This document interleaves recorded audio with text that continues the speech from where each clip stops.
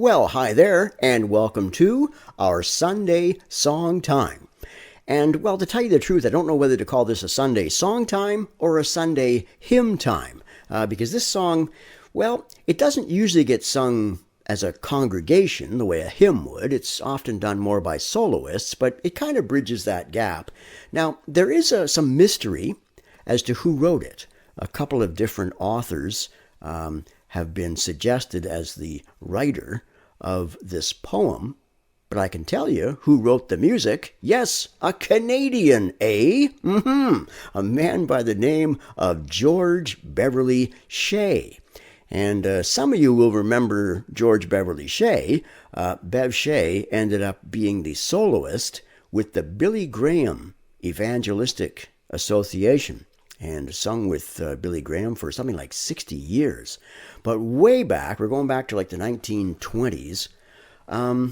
Well, George at the time was employed by, I think, a life insurance company, but he had a beautiful singing voice. And in fact, radio being in its infancy back then, well, one of the big networks at the time, and I think it was even NBC, offered George a big contract. I mean, he could have been one of the greatest popular singers of his day, and they offered him this really nice contract.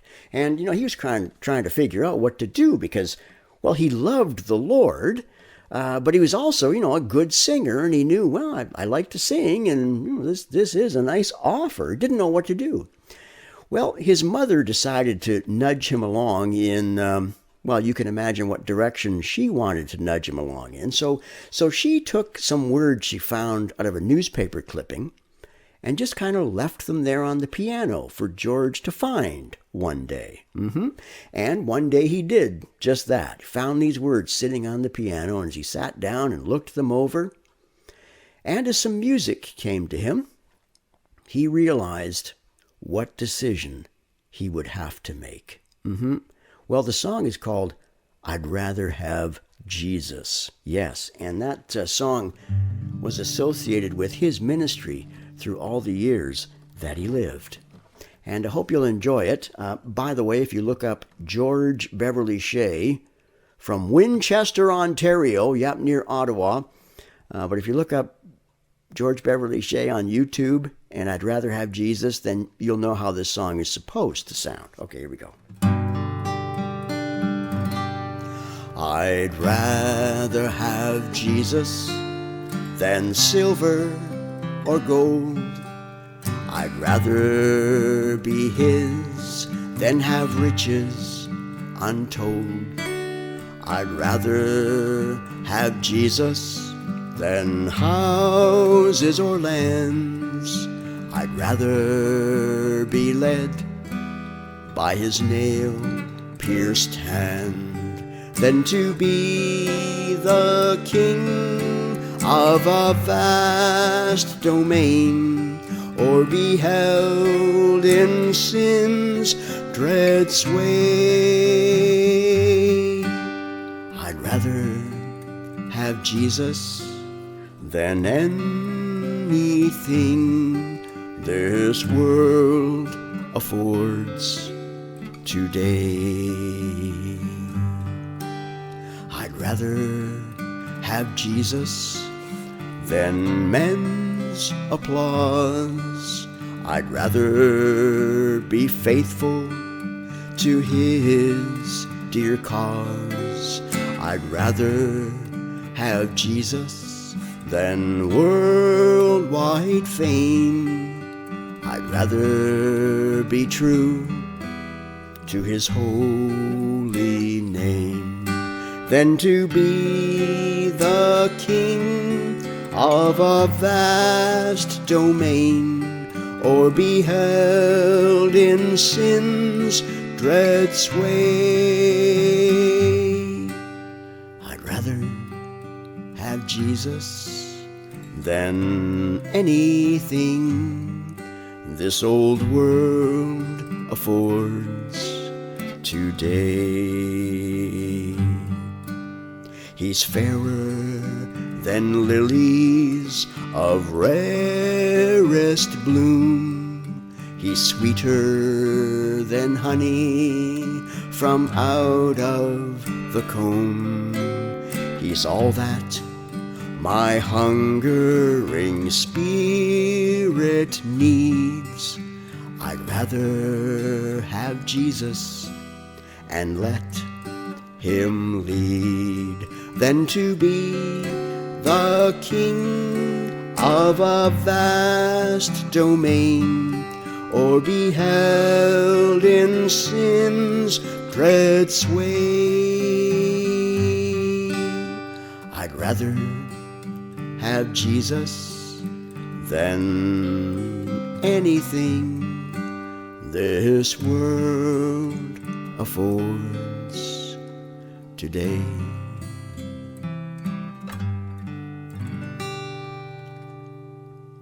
I'd rather have Jesus. That's the decision George Beverly Shea made.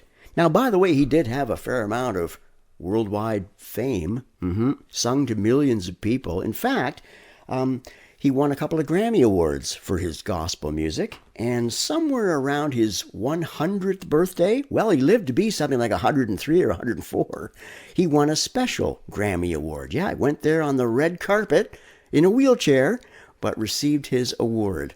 Wow, at the age of, I think it was either 98 or 100. Well, somewhere around there. Man, that's amazing. But his decision that he made all those years ago, wow. And it made not only a difference in his life, but who knows, in the life of countless, millions of people who heard him sing. And actually, I heard him sing one time in Hamilton. Wow, it was amazing there to hear him as an elderly man. Him, not me, although I'm getting there now. But anyway, wanted to share a few words from Mark's Gospel. By the way, if you're not familiar with the gospel, with the Bible, the Gospel of Mark, hey, that's a good place to start your reading. Now, Mark it's believed to be the oldest gospel, and he writes in a very, I don't want to use the word terse, but a very concise way. And so there's only like 16 chapters. And so if you're thinking to yourself, well, I don't know, maybe I should read a little bit about Jesus, Mark's Gospel, that's a good place to start. And in Mark chapter 8, the way Mark has outlined his story, Jesus is about to focus his attention away from the big crowds, and now he's going to focus his attention on teaching his followers some very important things, because he's about to go to Jerusalem and to the cross. And so it says there in Mark 8 that Jesus and his disciples, they went on to the villages around Caesarea Philippi, and on the way he asked them, "Who do people say I am?" Now, normally we think to ourselves, well, I don't care what people think about me, but no, Jesus seems to want to know, who do people say I am? They replied, "Some say John the Baptist, others say Elijah, and still others one of the prophets." And of course, these people have already died. And so they're saying that some people are, maybe they believe in reincarnation. Someone's come back to life, right? Someone is doing all these great things you're doing. And then he said, "But what about you? Who do you say I am?" Well, that's a good question to ask ourselves. Well, Peter answered. Now, Peter tended to do and say some pretty stupid things sometimes, but he sure got it right this time. He said, "You are the Messiah. You're God's Messiah," as Luke puts it. He got the answer right, didn't he? Now, Jesus said to his disciples, he said this. He said, "Whoever wants to be my disciple must deny themselves and take up their cross and follow me."